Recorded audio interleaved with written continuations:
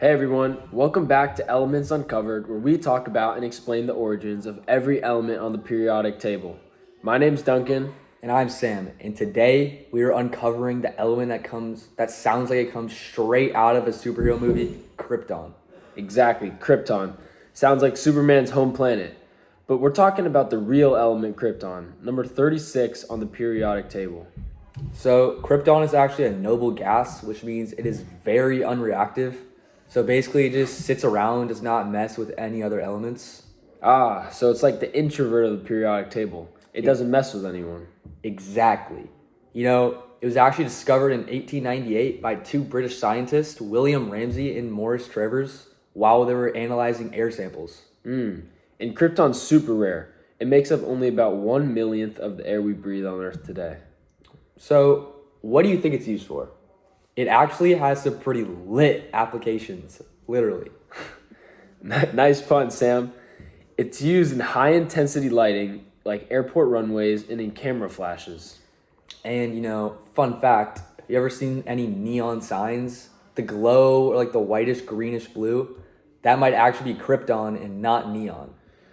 There are even krypton lasers used in eye surgeries and nuclear fusion experiments.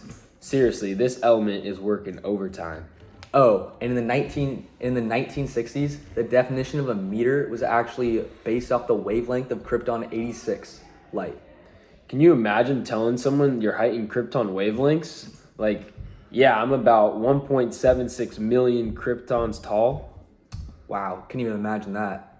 And even krypton actually even shows up in space, like in stars and the atmospheres of some other planets.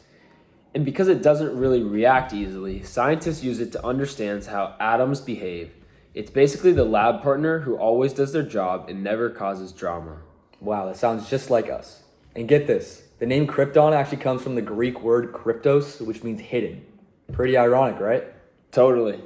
It's rare, quiet, useful, and somehow still connected to Superman. I love it.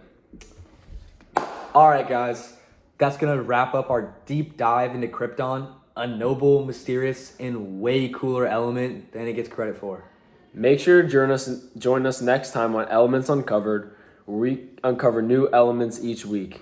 And next week, get this, we're gonna be reviewing rubidium. Great element.